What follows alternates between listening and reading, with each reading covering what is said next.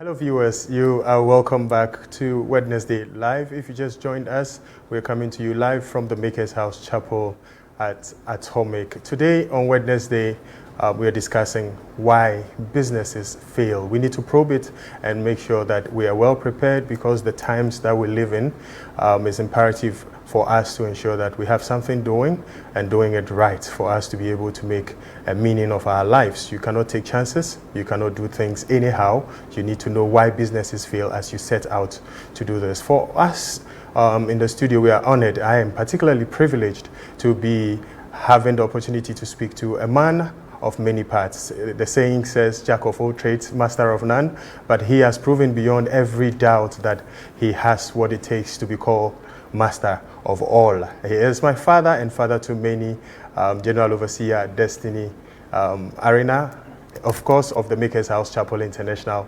Daddy, you're welcome to the show. Thank you very much for having me. I am privileged to be on the show with you because I've watched you severally and you carry yourself in a manner that everybody has to learn from.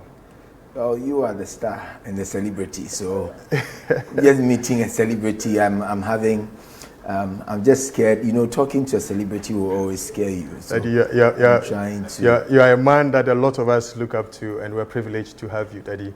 Daddy, it's COVID times, and we are all living under lockdown. Even though we are talking about what affects businesses, how businesses fail, I want to find out your impression about how the COVID and how government is handling this COVID thing. Well, somebody who is apolitical, I think that our leadership, or the leadership across the globe, depending on the resources, because sometimes you will think a leader is not doing so well, but you wouldn't know what resources are available to that leader. Yeah. So looking at the resource constraint of nations, I think most of the leaders have acquitted themselves honorably. Okay. Of course, there is always room for improvement for it, but we say that not knowing the resource challenge they have. Because I believe that if they have abundance, then a lot of things can be done. If America is still calling for ventilators, then it tells you that much can be done everywhere. And so I can tell that most of the things that have been done in our country, contact tracing, testing, isolating, treating, all the things they are doing are fine. And in other nations too, the people have to actually go to the hospitals that they are sick before they are tested. And so it depends. But I'll say that in Ghana, for instance, the government has done well. I believe they've done well. I'm not speaking for everybody, of course. Depending on the religious divide you are coming from, you will have... But I think from a neutral perspective, and as a religious leader, I can tell that with the resource available or the resource constraints, I should say they are trying their very best to do what they can do. Daddy, knowing you, I know you love the things of God. You love to meet your congregants and share the word of God and encourage people. The part that catches me most is the fact that you have time for everybody. So with this ban on social gathering, how is it affecting you? Well, those who have the need for congregation or people being around them and healing them will feel that void. And so that will be a challenge for most pastors. Unlike myself, because I have many things that I do and because I can as well reach people through various means. I mean, the personal touch will not be there. Okay. But I think for me, it opens my eyes to realize that ministry has changed. Yeah. The means of doing ministry must change too. And even after the COVID season is over, those of us who like congregating in large places, we should revise our notes and tell ourselves that, you know what, every now and then something like this can happen. What do we do to break the heterogeneous way of doing things into very smaller units, like homogeneous parts, right? And just making sure that we have smaller ways of looking at things, smaller groups, smaller congregations. I was thinking of building about 15,000 seater auditorium, and we had done the foundations for it. If you ask me now if I still want to build a 15,000 seat auditorium, I'll tell you no. What has changed? The world has moved on. And so I believe that the 15,000 seat auditorium will not be extremely necessary, will not be really necessary. I think what is necessary is finding ways to reach out to the larger population. And if a medium like this will help, why not? If a medium like TV will help, why not? If a medium like social media will help, why not? Because you're able to reach out to people who are probably in the US, in the UK, in Asia, anywhere in the world, without them being there physically or being physically present. Maybe my last, before we go into why businesses fail, are you looking forward to the ban on social gathering to be lifted anytime soon? Especially for church purposes. Okay. Like talking for myself, like speaking as an individual, or what the general church people are. Daddy, what I've grown to know you for is the fact that, you know, even before the lockdown and all, you quickly said put things together, put food relief together and reach the people. Even well, before if they lift the ban, I can tell you that if they lift the ban, that churches should meet next month. TMH is not meeting. That I can tell you. If they lift the ban that people should go to church in June, and you are a TMH member and you think without going to church physically you can't serve God, I will encourage you to look for another church. Wow. Because as a person, I feel that the lives of people matter. And you can only serve God when you are alive. And because I can't guarantee your safety, I don't see why I should bring you to church. Stay at home and let's preach the gospel to you. Until there is a way out, knowing that there is a cure, there is a vaccine, there is a way people can be reached with medicinal relief, until those things are there and certain modalities are in place, I honestly don't think it is even wise for churches to meet. And I will give you 3 reasons. One is that even if we are meeting in smaller groups, in a church auditorium like ours, that is about 5,000 people, if we are doing about 50 or 100 people per service, it means I'm going to do about 50 services. If it's 100 people, if it's 50 people, I'm going to do something like 100 services. Yeah. And if it's 100 people, I'm doing 50 services. I don't have the capacity to do 50 services. 50 services is going to do like almost 3-day service, even if you are doing 1 hour per service on a stretch. Yeah. My wife is young, my kids are young, I don't want to die and leave them. I have a lot of things to do for my generation. So I don't think for the purposes of, for even health reasons, I don't think I want to run multiple services like that. The maximum number of services I will ever want to run in my lifetime in a day is 3 services a day. And that one, once I'm done, I don't even want to see any human being. I want to just go shower and sleep, probably eat and sleep. But looking at that, I don't think I can sustain that. The second reason is the cost of overheads. Okay. I mean, you inflate your overhead costs. A lot of things will go up. But the most important reason why I don't think we should meet is that the health and safety of our people should be of paramount importance to us. That if we are there to give life to them and save lives and souls, we shouldn't be the conduit for death. Wow. I don't believe that we should be the conduit for death whilst our primary mandate is to give life to people. And so as a person, if they are to even lift the ban that churches should meet next month, I will take a long holiday. If you want to meet, I mean, all of you are pastors in that church. You can go ahead and meet the people, but I am off. Well, that's what I mean. I don't think TMH will be opened. If the government is saying I'm opening it June, you can come to church. I don't think we are coming. I think we should be patient. If truly it is about the salvation and the redemption of the people, why do you offer them a platform to die? Because you don't know which people are coming. And how careful can you be? You are saying we are going to be careful, practicing social distancing, observing all the hygienic protocols. There are so many people who are asymptomatic.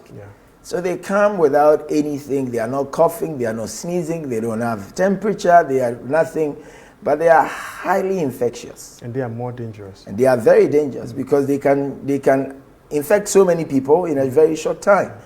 And can you imagine if 10 people, okay, let's take for instance the case that happened in Tema. Yeah. That one person infected 500 people. So if 10 people like that get into the auditorium, and you even do a direct, a linear graph, how many people will the 10 people infect? That's 5,000. They'll make sure everybody is infected before you go home. And I am thinking if people are coming to receive life, we shouldn't give them certificate of death. Interesting. Daddy, on that score, we're talking about why businesses fail.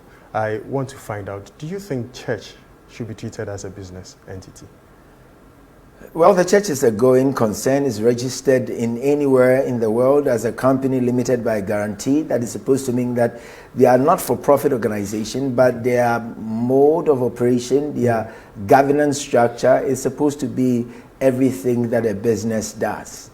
Okay. Just that the primary objective of a not-for-profit organization is that they are not profit-driven. So you are there for humanitarian works, you are there for social interventions, you are there to be a blessing to people, you are there to help people, but in the final analysis, if you really want to stand out, the way businesses are run, you should be able to replicate it. That is supposed to mean every business survives on structure, so the church should have structure. Every business should be a going concern. The church should be a going concern, so that if you are dead and gone, the church will still live on.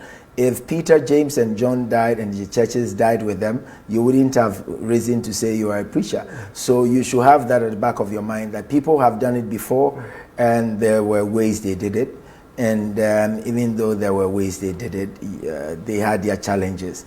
Can we make it better? Can we put in...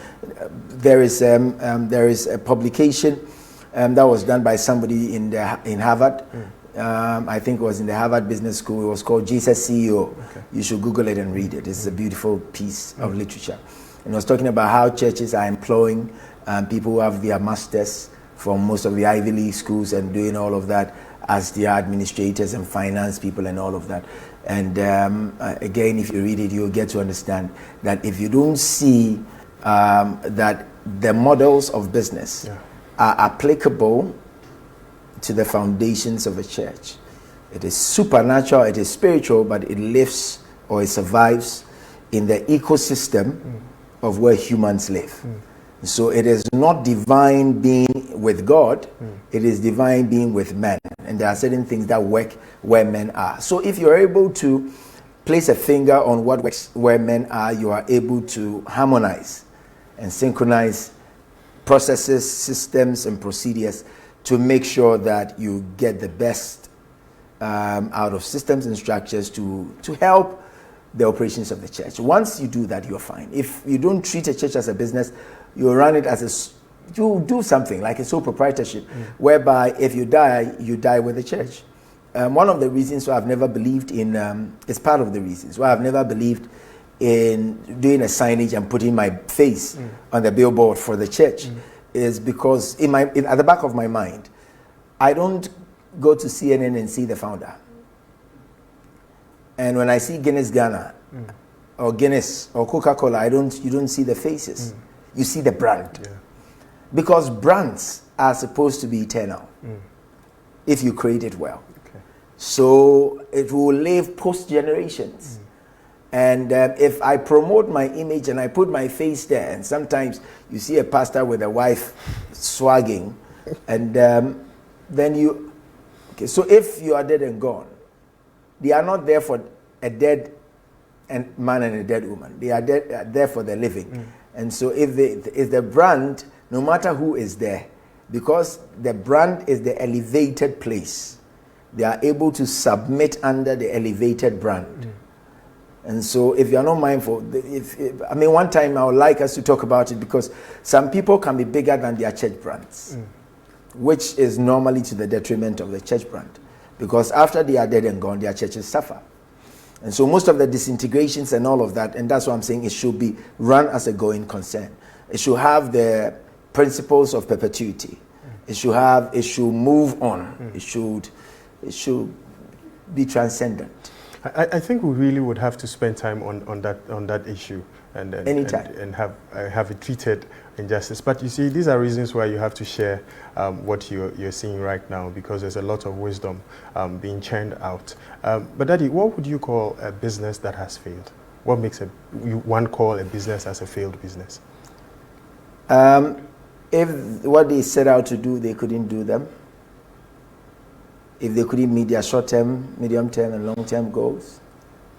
If you couldn't meet your short-term goals, you can't meet your medium-term goals. If you can't meet that, you can't meet your long-term goals. So with that and those things in focus, we can tell that you are failing or you have failed. Or you are probably in ICU. Okay. And mostly it will be that what they had set out to do, they couldn't do it, or they were not profitable. Now, is it all about being profitable? If it's a business, the business of a business is to do business, and doing business is maximizing shareholders' worth and value, minimizing cost, maximizing shareholders' value, minimizing expenditure, maximizing shareholders' value. And so the purpose of a business, the primary purpose of a business, is to maximize shareholders' wealth. And so if you are not able to do that, then you are a problem. You have to probably redefine your business and say you are a charity. Then we know that you are not for profit. But if you are a for-profit organization, there should be some registration of profits. So does leadership of a business have an effect positively or negatively on a business? Leadership has impact on everything, not just business, even a marriage. Even sitting in a public transport, your leader is the driver. If the driver does not drive well, it affects everybody in the car. If he collides with an oncoming vehicle, he puts the lives of all the people in the car, the passengers, at risk. And so leadership is everything. Leadership is the cause. Everything else is the effect. Leadership is the cause. If you want to see why nations fail, it's leadership. If you want to see why businesses fail, it's leadership. If you want to see why marriages fail, it's leadership. Leadership is the cause. Everything else is the effect. And so once you see that, you can tell that if you have a good leader, a good driver, driving you from Kumasi to Accra, in the team, because the fish, the decomposition or the decay of the fish, it starts from the head. If the head is bad and the body is good, in no time, the entire body will be bad. Okay. So it does. Your leadership counts. If you go to a place and you see them doing well, you can praise everything, structures and all of that, but don't discount leadership, because the leader reflects the structure. The leader is a reflection, or the structure is the reflection of the leader. What you see, systems, procedures, processes, excellence, chaos, disorganization, organization, whatever you see, organized disorder, and all of that, anything you see, it's normally a reflection on the leader. If the leader is good, if somebody is clean and you get into their houses, you can tell. If you get to the bedroom of a neat person, you can tell. Yeah. You can tell that things are not haphazardly lying all over the place. You can tell that the person likes arranging stuff and things. But if the person is disorganized, is not a good leader, you can tell. Probably you see the socks in the sofa, you see the necktie in the bench, you see maybe that happens at night. He wakes up and puts them in order. Well, you can tell, you can say that. But anybody who does that too has a problem. It tells you how their mind works. And so if you give them job, you won't get it delivered on time. Maybe they don't have to do overtime. They just have to work within which normal is work true, hours. Which is true. Which is true. That's interesting. But that must a founder of a business necessarily be the leader of the business? Oh, no. No. I'm happy you are bringing these things up, because you can create a business and allow others to run it. Okay? You can create a business. You can run the business. groom somebody into it, and hand over the business to the person. Or the only time a founder can let somebody also run a business is when the person came with the idea, but the founder was coming with the resources.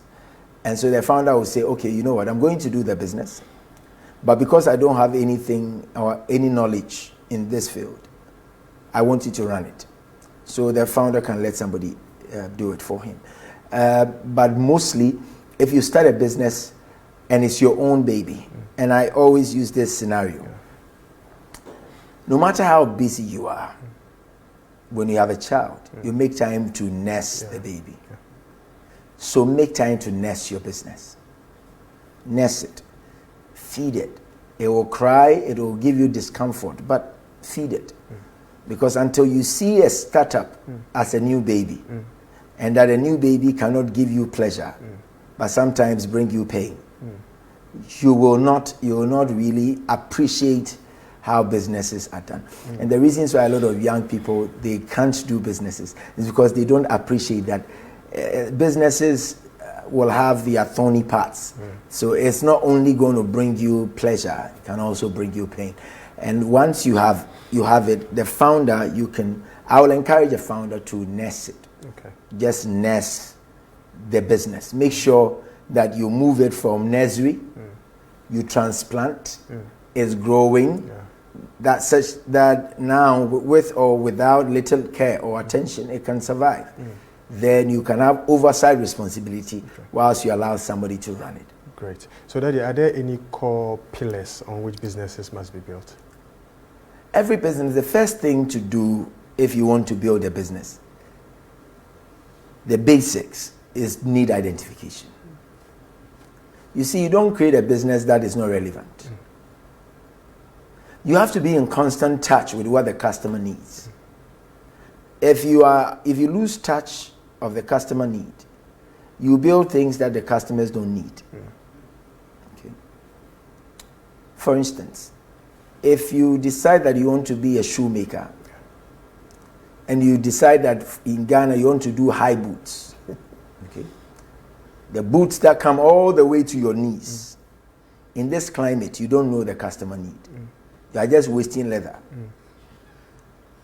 So you do it all right. You can make it flash, flamboyant, put stars, spikes, put thorns, and sprinkle communion wine on it. It will still not succeed because you don't understand the consumer. You don't understand even your terrain. So you first of all have to establish the customer needs. The consumer needs is very important. If you know what they need, you know what to give them. And because they need it and you are giving them, they will pay a premium to satisfy their needs. Okay, so the uniqueness or otherwise of a product or service has a correlation on it counts. No, so a need is different from it being unique. Okay. So let's say the people in this area has need for clean water, and you decided to do bottled water. That's the basic need you are meeting. You can make it unique by increasing the pH level, so that now it is alkaline based. So that is unique. You can as well say that, okay, for mine, I will add artificial flavors to it, so that you'll be drinking water, but mine will taste like strawberry. Mine will taste like this. Mine will taste like that. I will put lime or lemon or a strawberry or peach or something. So even though you are quenching your thirst, you are still having that effect of taking in strawberry or banana or peach. That makes you unique. So meeting a need is one. But what will make you excel in a saturated market is uniqueness. That is different. So if there is saturation, then you look at uniqueness. What unique value are you proposing? Okay. What's the unique value proposition that you are bringing to the table? That one is different. But I'm saying that the bedrock of a business is need identification. So that whether the people are just thirsty. So if you identify that it's water they want, give them water. Now, over time, if you have 10 people coming in to say we are giving you water, then you say, okay, let me lift mine up. Everybody is doing water. Their pH is probably 6.0, 6.5, 7.0. Mine is 9.5. It means that I am more tilted towards alkaline. And because of that, the diseases in the human system, if you study the human anatomy, diseases will multiply if acidity goes up. And so you can use that to pitch that for my water, because of the fact that it's alkaline based, if you drink my water, you are not going to have most of these acid issues that is going to give you all the disease, all the cancers and the free radicals having the free lands to move and grow in your body. You're not going to have them. And that becomes your unique value you are proposing to the client. So, but the bedrock, what will make you survive is identifying the need of the consumers or the customers. Then after identifying the need, you don't just go out to produce. The next thing you do is to build a business model, because I keep saying this, not all ideas are marketable. Okay? You see, you can have a flamboyant idea, but it's only good for the shelves. Write them, frame them, and put it on the wall. And right there, lest we forget. Or that you will remember. Or that you may know. So that generations to come will know that you thought about it. Maybe one day. One day they will work on it. But in your time, it was not something that was doable. You know, like I keep telling people, when Daniel was talking about the flying bird, in the book of Daniel, he was talking about the aeroplane. But the aeroplane, he couldn't have any word to describe it. So he said he saw the flying bird, metallic bird, flying metallic bird. It was useless then. So if he had brought people together to say, I have seen something in a vision, we can make it work. It took the Wright brothers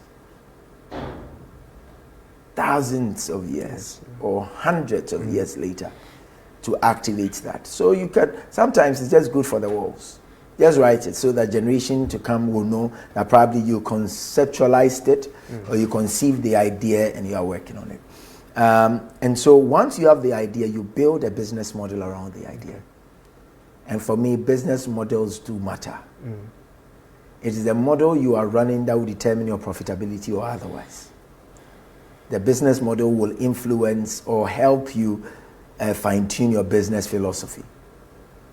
Will help fine-tune your core values. It's the model you are running. What matters to you?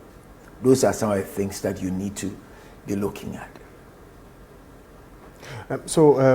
There's somebody on our Facebook page, and the person is asking, a business cannot look after itself. You need to nurture it until it crawls and then it walks. I think that's what you have been explaining. But is it possible that you can have a great idea and build a great product that meets a need, and yet your business will struggle? A great idea. A great idea, well put in action in terms of packaging a good product or service, and yet your business will not. Definitely, if the model is not good. So you can have a great idea without a great model. A great idea is going to meet a need and all of that. But the model is what you need to implement. The model is what you need to push out. It is the model that will determine how profitable you will become. Another person is asking, he's saying that in Ghana, businesses fail because we don't have a sustainable environment for businesses to thrive. Is that true? Sorry. He has a point. A sustainable environment will be the enabling environment for businesses to thrive. Like the cost of fund is high, unlike other jurisdictions that you can borrow probably at 1.5%. Per annum. There are places that you can borrow for 3%, 3.5%. Here, if you want a loan, you are doing about 26% per annum, and it's quite high. So when he says that, I can understand where he's coming from. Cost of funds is high. Most of the things are quite politically driven, such that people, and in a part of the world where you can easily be stigmatized and branded, it's very easy for your businesses to go down if people know you are the one behind the business. And so people want to do business clandestinely, covert operations. And those are some of the reasons why. But I think that other people too have survived and succeeded. And so I will not only count and bite into only that negative trend we see. I should look at the few that have done well and tell myself, if they did it, I can do it too. What are the factors you need to consider if you want to build a good business plan? That one, you need another show. We can prick the surface and go into it. You need another show, because a good business plan, of course, first of all, you need, if you're writing a business plan, you need to do, say, your executive summary, what exactly you want to do. That if I pick your plan without going through anything, I should be able to tell. But before you do that, there should be a clear vision, a clear mission. You should be talking about structures. You should be talking about your financing. What is the financial bit? What do you require? Projections over, say, 3 to 5 years. So there are so many things. That's why I'm saying, if you pick any of them, there are ingredients to look at. Okay. And so you don't just scratch. I want to try and pin you to it. Somebody is asking that he's a Momo vendor, mobile money vendor. What can he do to make his business unique? A Momo vendor? Yes. It's difficult because his business depends on another person. So he's not the primary source. He doesn't control his outcomes. What he does is contingent on what the Momo will be MTN. But what the mobile money generally. So will be what the other people too are doing at the back end of it. And so maybe the only thing he can do is to add value to where he does his business. Okay. Probably, if he wants his business to stand out, maybe if he has a space, he can put a shed, sell drinks, do all of that, that when somebody is coming to do business with you, the person is comfortable and the person can sit whilst you are doing the processing. And whilst you sit, the person sits and you are doing the processing, the person can look at a pie that is calling for calling for a partaker, and then the person will buy Coke or Fanta or special drinks or whatever they will be, or Zakonot or any of them, and enjoy. So those are some of the things that I would say. So you mentioned Zakonot. We're going to have him on our show very soon. Yes, maybe next week. Yeah. So if you just join us, you're watching Wednesday, coming to you from the Destiny Arena of the Makers House Chapel International. Please share what you are learning right now and make sure that a colleague can also benefit from it. Please, you can also comment on our Facebook pages. We'll take a break. We'll be right back.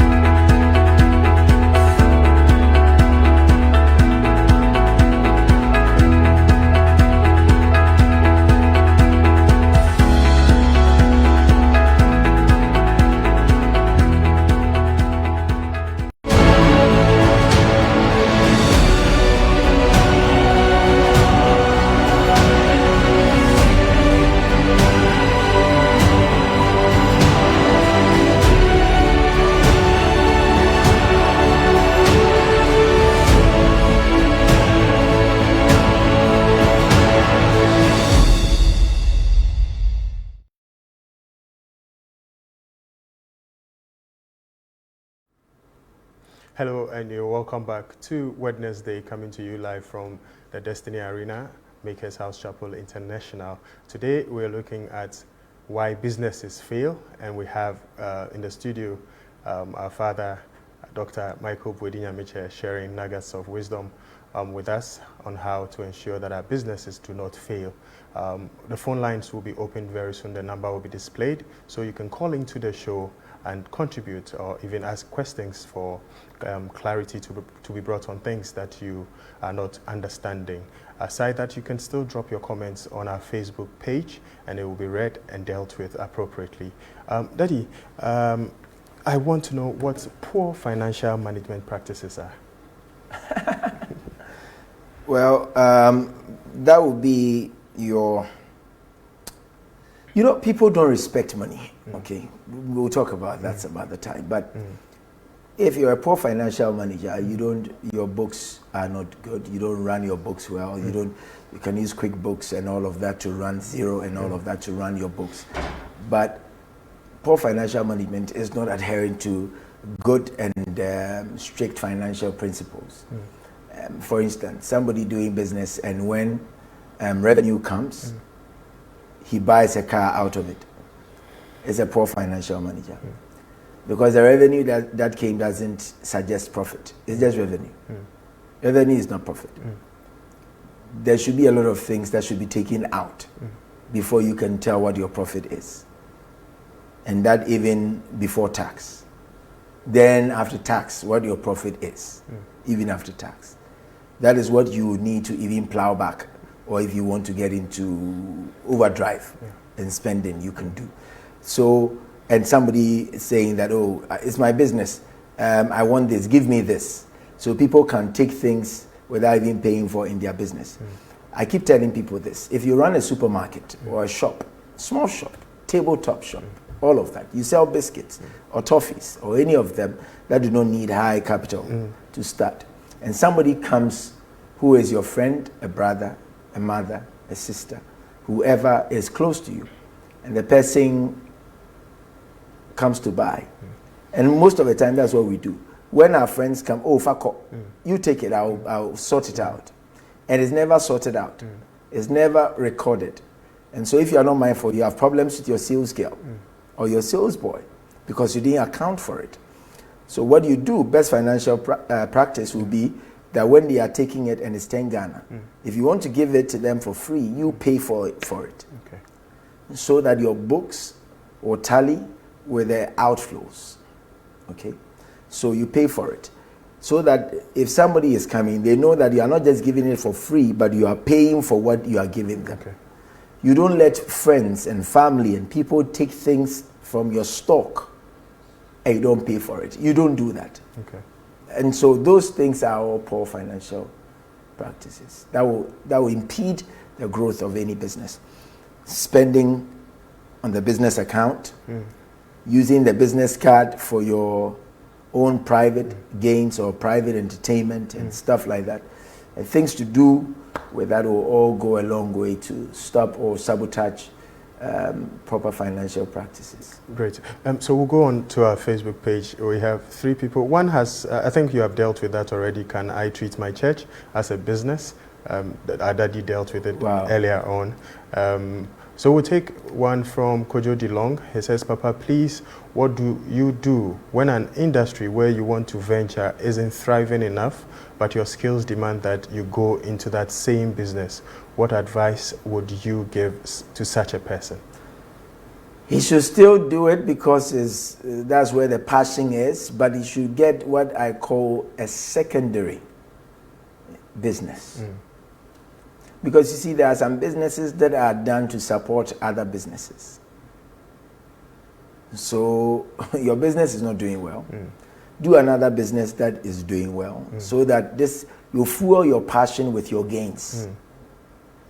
Okay. So your gains here will fuel your passion there. So you shouldn't abandon it. It's a good venture that should not be aborted. But because it's not thriving, if he still stays in there, he will die from starvation.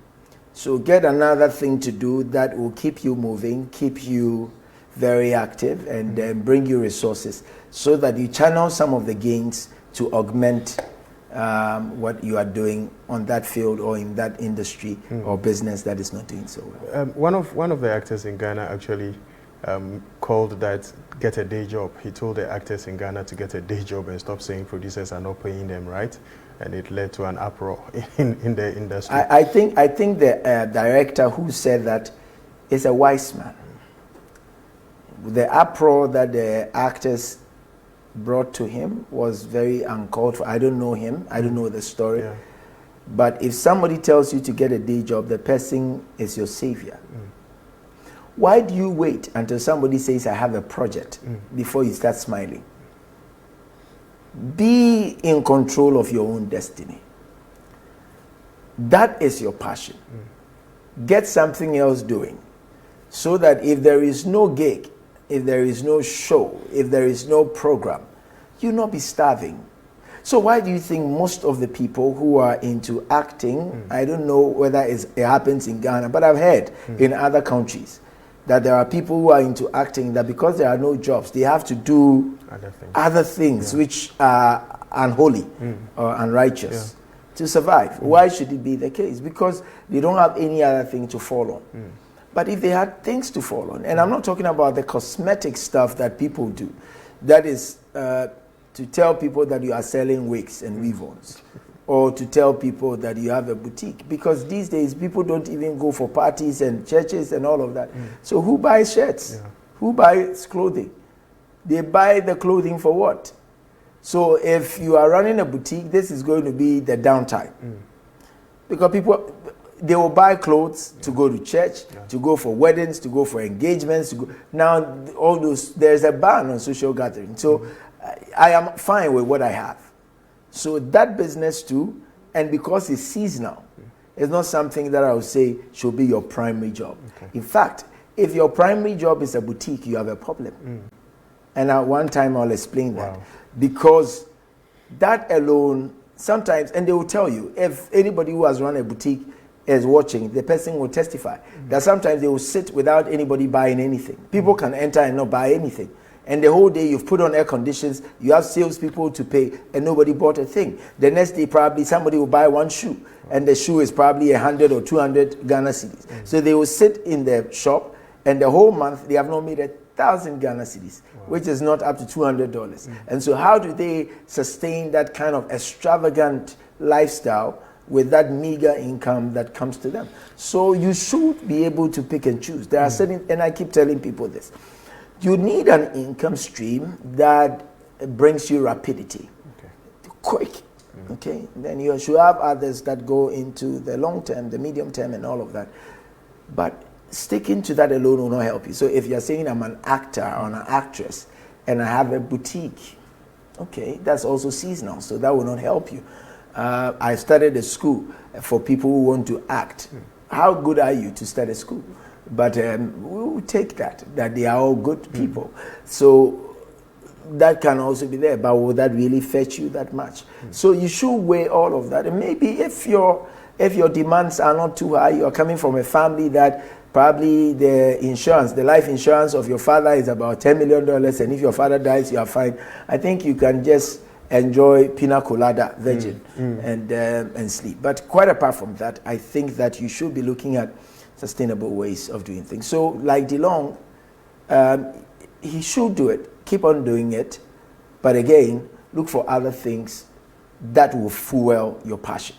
Look for other things that will fuel your passion is what our father is saying. Chidi Golden is asking, Papa, can someone living in the diaspora open a business back home and leave someone to manage it for him or her?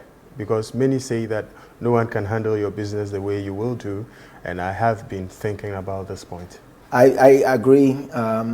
You can, but don't just give it to somebody who doesn't have a stake in it.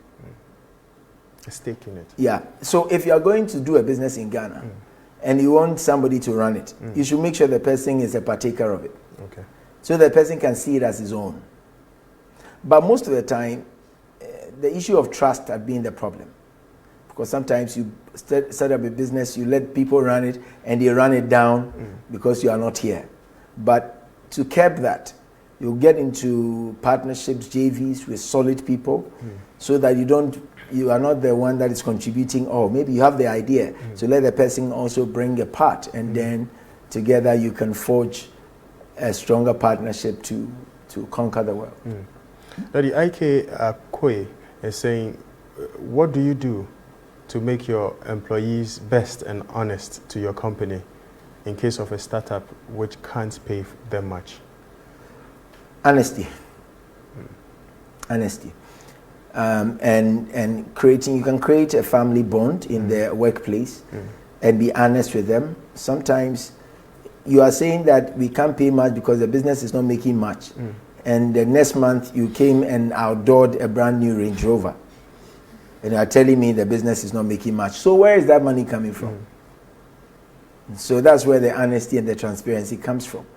When a business is making money, don't say it's not making money. When the business is making money, tell them it's making money. When it's not making money, tell them it's not making money. Be transparent, create a family bond, let them know. Sometimes you are even better off doing, I call it a war room, taking your people to the war room, whereby your finance people can project the revenue and expenditure, what is happening, so that people will know, you know what, all of us, we have to work because things are not looking good. So sometimes to get them to commit and stay loyal to your brand, you have to be very transparent and honest with them. Kwabna Poku is asking, sir, I am a student and I want to farm, but my mom is not in support of my idea. What do I do? Finish school first, and you'll be a man of your own. Because you are a student, you are being taken care of by another person. So at this point, your life is dependent on what they say and what they do. So finish school. Farm will not run anywhere. Finish school, get into your national service, do something. Whilst you are doing it, you nurture your idea. The farm might not be your primary business necessarily. It can be something that you do. I know one of the ladies who is in church is a lawyer, but is also a farmer. Okay. It's a lawyer during the week, a farmer over the weekends. I saw one on social media, a lawyer during the day and a nurse during the night. Really? Yeah. Just yesterday. Yeah, it's possible. Wow. So the person has been through law school. The person is also, so this person is making good use of the 24 hours, the currency God has given everybody. And so you don't only sleep over it. So Kojo should go to school, finish school, then you can nurture your farming ideas. Now that you are dependent on your mother, if your mother says no, it's no. Yeah. If I'm paying your fees, putting a roof over your head, and I'm telling you sleep and you won't sleep, it means you have another accommodation. Interesting. Daddy, I want to know this. Does spirituality play a role in business? I'm the wrong person to ask that. You should ask another person. I'm saying that because, I don't want to say things that will make me look like I'm a believer, okay? So I don't want to be pushed that much. Spirituality, everybody is spiritual. Depends on what you call spirituality. Everybody is. Everybody is. Which spirituality are you talking about? Christian spirituality, Islamic spirituality, voodoo spirituality, fetish spirituality. So everybody is spiritual in their own sense, because the nature of man gravitates towards the unseen realm, which is spiritual. So there is a spiritual plane everybody aspires to. However, there are people who are not religious who have made it in business. I wouldn't want people to throw everything they ought to do on the tables of a deity. Because God did not save your soul for you to lose your mind. God did not save your soul for you to lose your mind. He did not save your soul for you to lose your mind. So don't throw everything that you should do on the tables of a deity. You should know that God will not do for a man what a man can do for himself. If you're able to understand those basic principles of life, I strongly believe that no matter who you are, you can succeed. Whether you pray or not is another discussion. It's another discussion, because most of the people that have been successful, their prayer lives are next to nothing. So that's what I'm saying. I'm the wrong person to ask. I see how you are looking at me. It's as he backsliding or what? Yeah, Daddy, because people spend so much time. They go to the shops and they are kabeing and kaboing, and I keep saying this, Ken. If I employ you to work for any of my companies, and I come to the office at 8, and you are not there, and you get to the office at 9:30, or you come at 12. And I ask you, what were you doing? You tell me you went to pray for the business. I'll fire you. You went to a church or for a program to pray, and I needed to commit the business, and I wanted to pray because the work that I'm doing, I need prayer cover, spiritual covering. I'll just nod in approval and fire you with alacrity. Because if it's a spiritual work, I don't pay a human being. It's a human work, that's why I pay a human being to work for. If I want a prayer warrior, I know where to find them. I employed you to work for me. I didn't employ a prayer warrior. So some of those things, okay, you are making me move. Okay, so I'm talking as Dr. Michael Boadi Nyamekye, who is a lecturer, who teaches business and all of that. Your spirituality is between you and your God. Your business is between you and your world. That's what I would say. So it's obvious that that also is a key contributor to why businesses fail, because instead of putting our hands to what we have to put our hands on, we rather want to do. We want divine people to do it. Divine people are busy doing divine things. So Daddy, Nana Kwesi Yeboah Jr. Says, good evening, Doc. I would like to ask about how companies rise and fall and typically fail, juxtaposing it with that of Nokia and Canon. So he wants to know how come that businesses can just rise and suddenly they are not. Yeah, if like Canon, like using Nokia, Nokia did not want to change when the world was moving. The world was moving on to Android. They did not. The first people that Android, the creators and developers, went to pitch was Nokia. They didn't embrace it. So the Android, others took on the. By the time Nokia woke up from their slumber, the world had moved. So if you don't follow modern trends, again, as I said, customer needs, and people who make it are people who are able to identify trends quicker. Okay. So if something is changing and you move in there, you can make money. Even these things called Ponzi schemes. Yeah. You know, people make money from Ponzi schemes. Yeah. The early bets.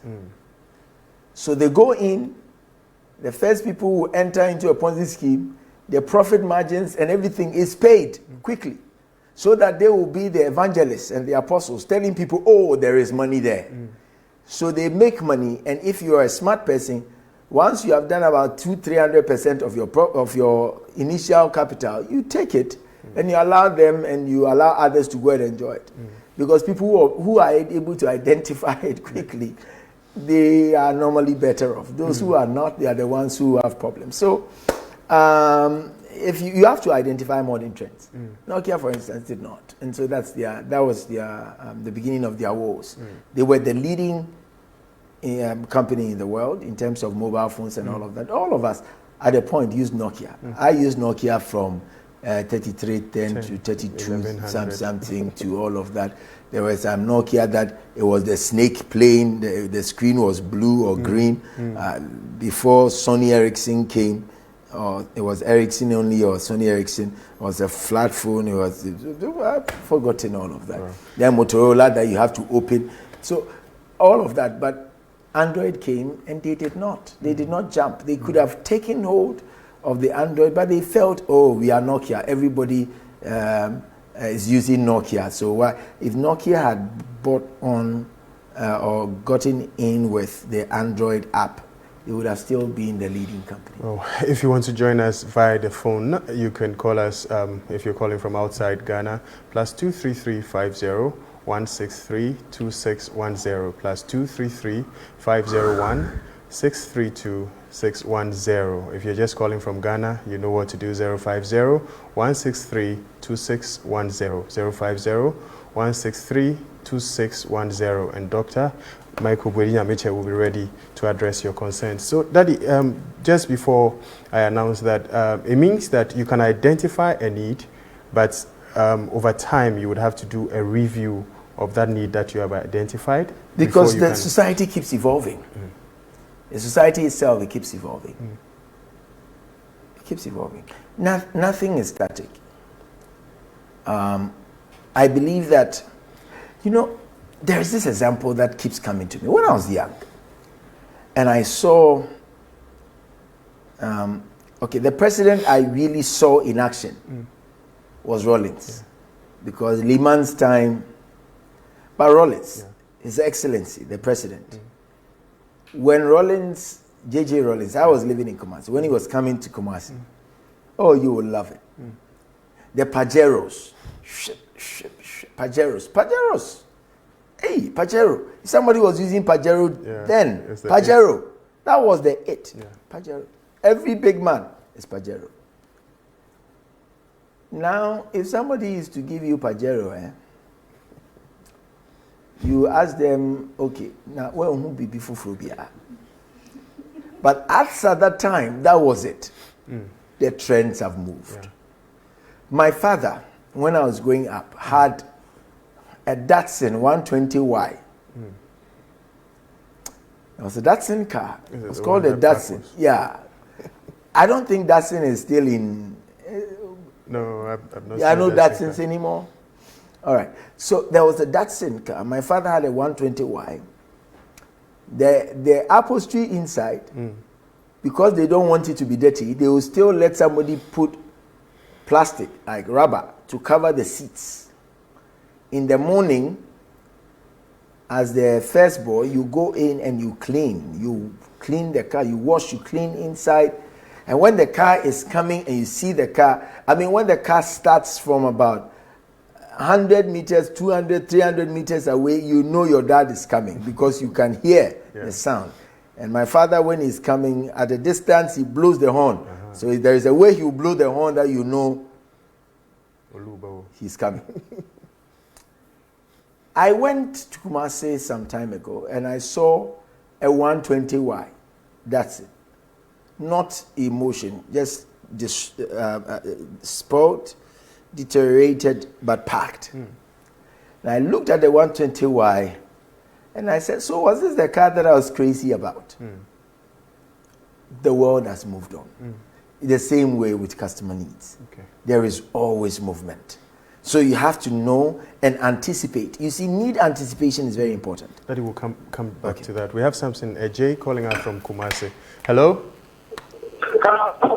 Hello, Samson, can you lower the volume on your monitoring device? Yeah, I've done it. I've done it. I'm just listening to you. Yeah, so you can hear us, right?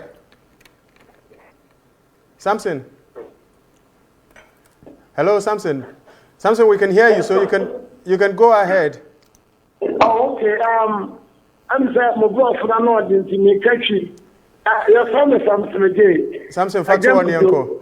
Now, Doctor, I'm saying, Papa, I just talk, I just tell the woman. Now, my money program, no, in fact, my son, who, I'm promised, Papa, Bunty. You make a set of everything, I mean, Shannon. Now, on kind of, we have my Friday. My background, so now my banner. Now, ordinary segment, so now, Michelle, when I see it. Oh, Samson, when I see Michelle. You said, measure with him. It's about your over permanent on car. That's about you. That's a pass, so afraid. So Samson was just saying that he's been listening. For those of you that don't understand the tongues he was speaking, he has been listening to the program and it has been of great help to him.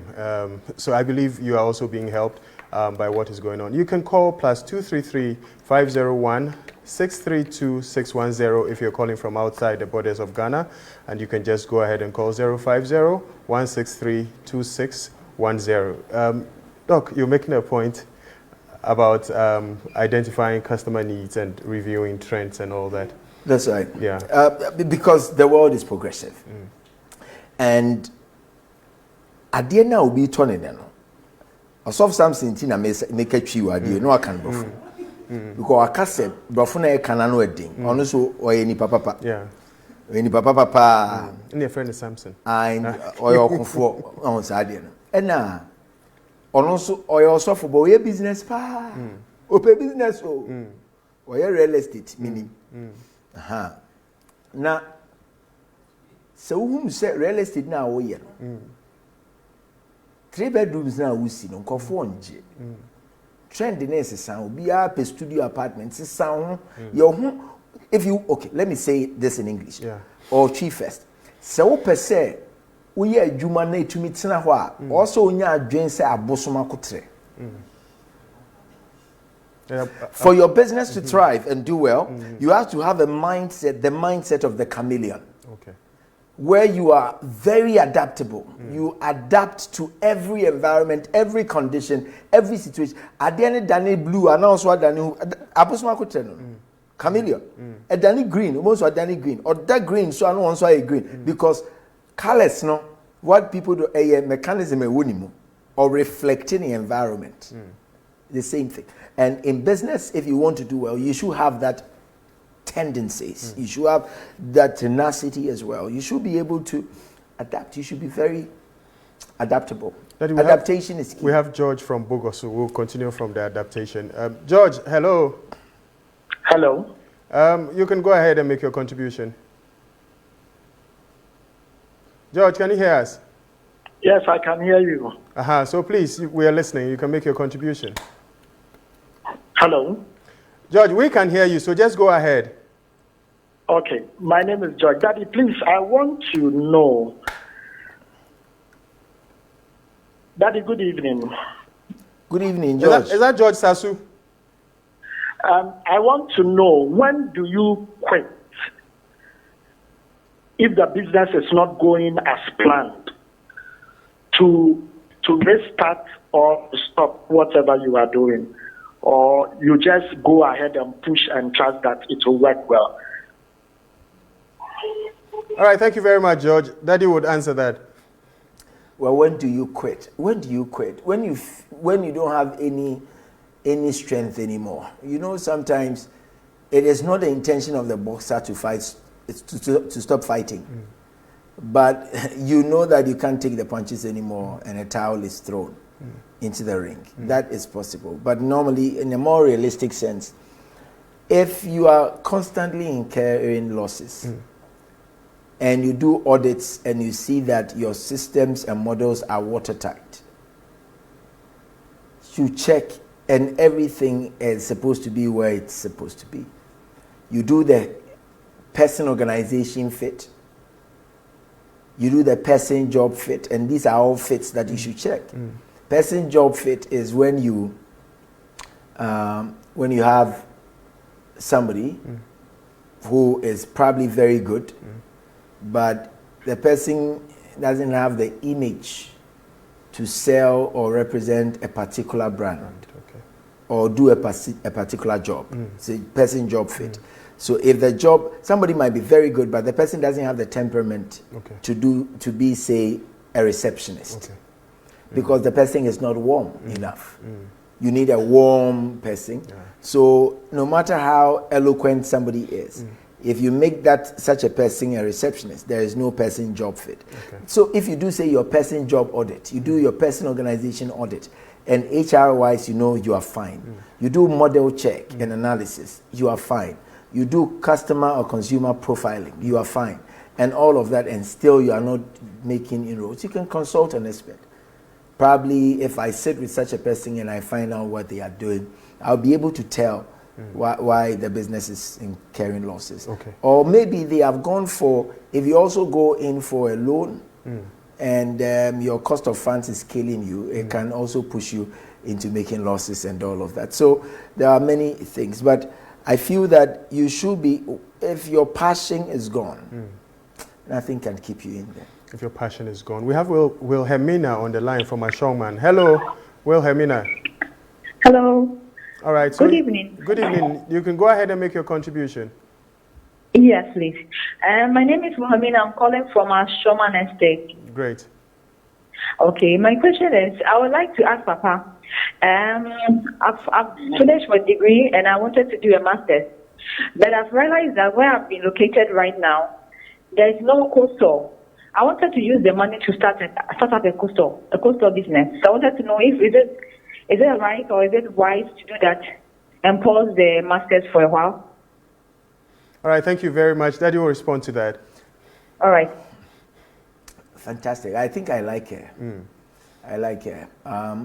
First of all, if she goes ahead to do the masters, Ghana master program is maximum of 2 years. Yeah.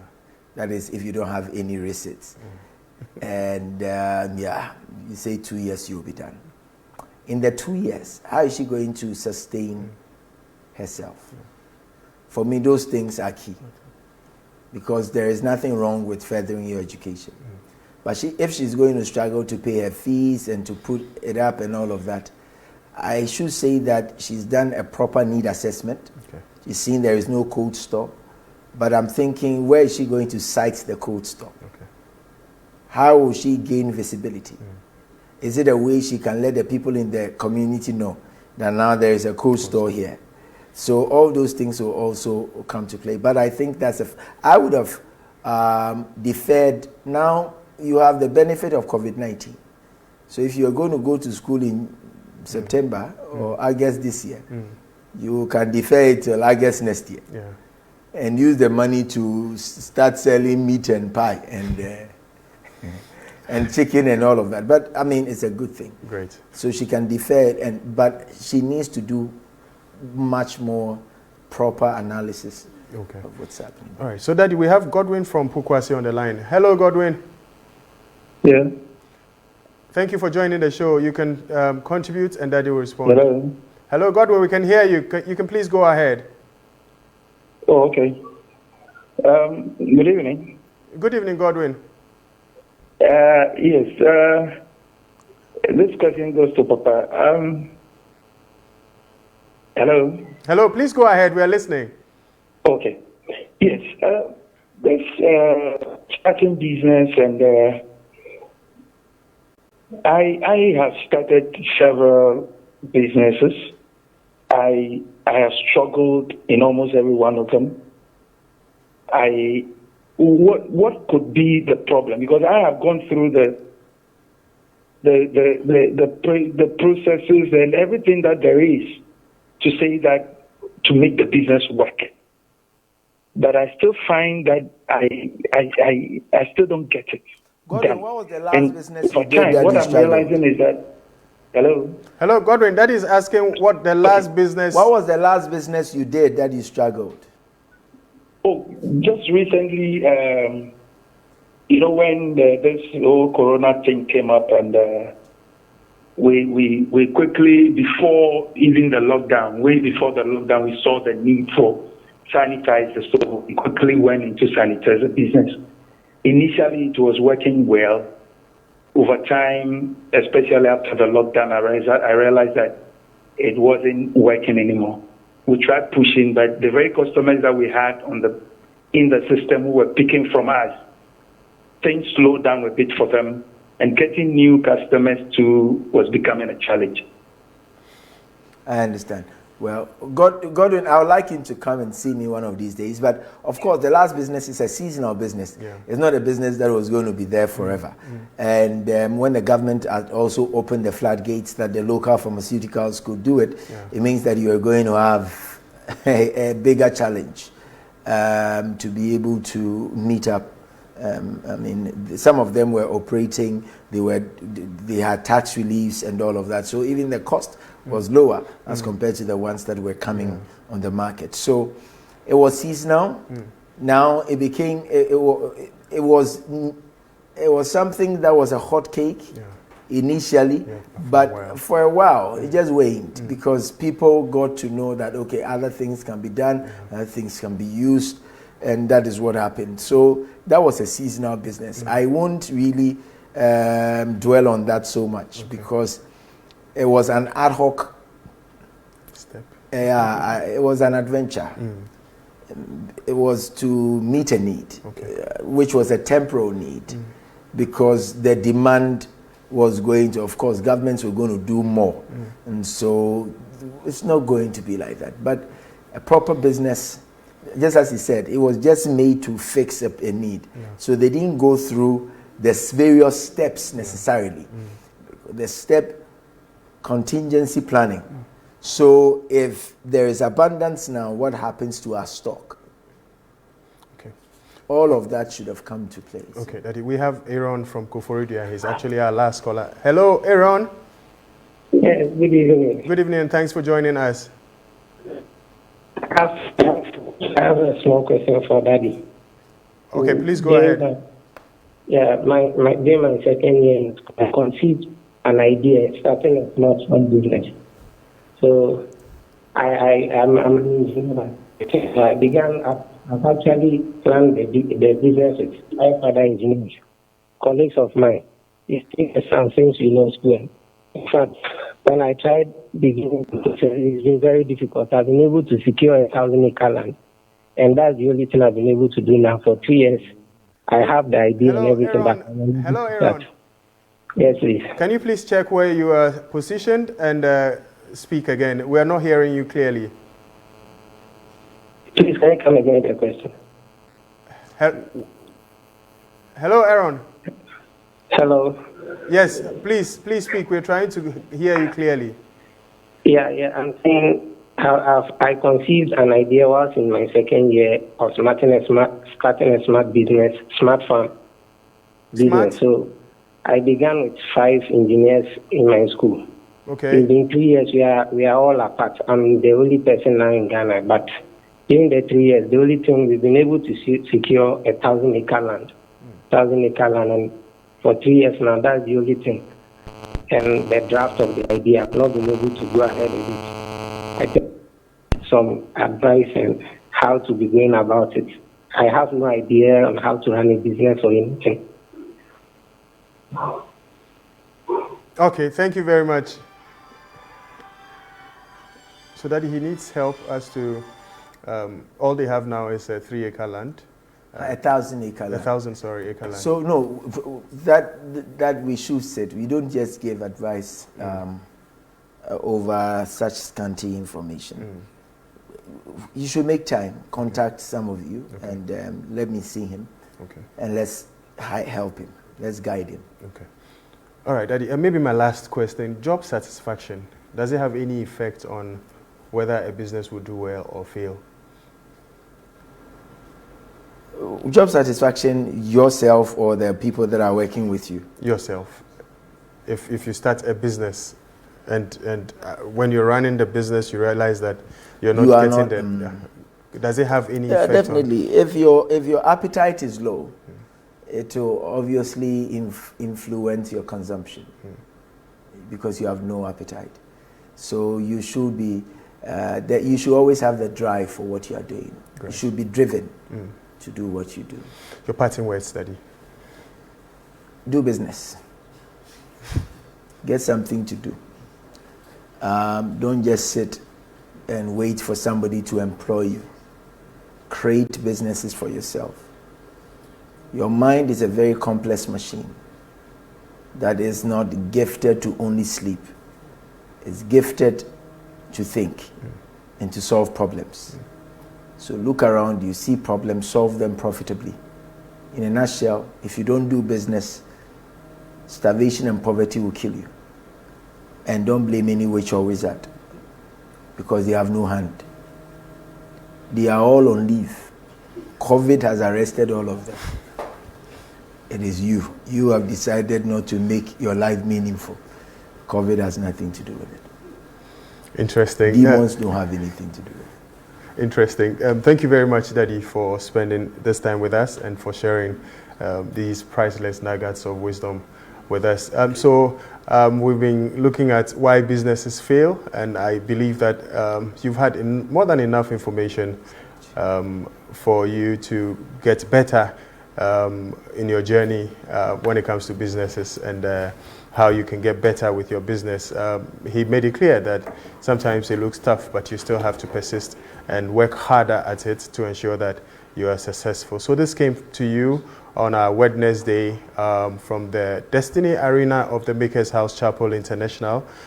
Your life is very important. Please, in all that you do, observe all the social distances, all the protocols that have been preferred for us to adhere to, because you are very needed as a citizen of this nation. We will come your way again next week, and we believe that you will be blessed. Thank you for joining us.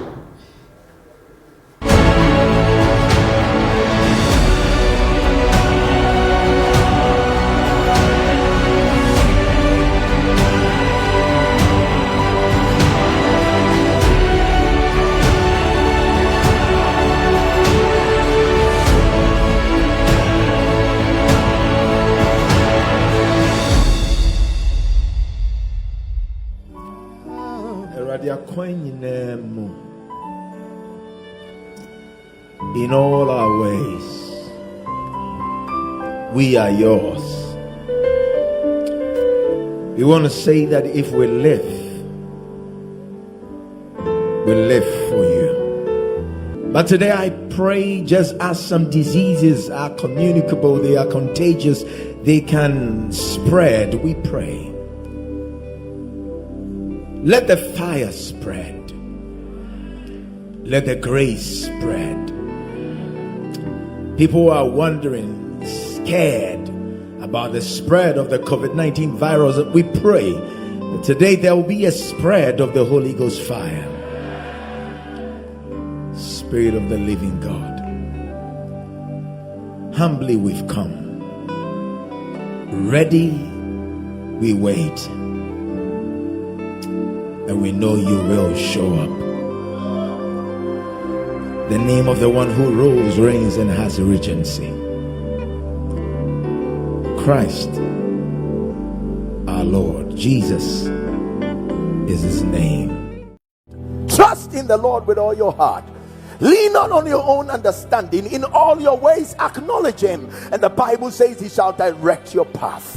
If you really spend time with God, you will have a relationship with God, and that will help you, because you see, if you don't have time, if you don't have relationship with God, that will be the time that anybody at all can just throw anything at you, and you think that it makes theological sense. Because if you really know God, he said the Spirit of God shall guide you into all truth. In all your doings, make sure that your relationship with God is intact, because this too shall pass, and those that know their God will do exploit afterwards. David said, for in the time of trouble, God has the ability to hide us. He said he hides me in his pavilion. God had never abandoned his people before. He won't start with us. He saved his people from plagues. When there was darkness in Egypt, there was light in Goshen.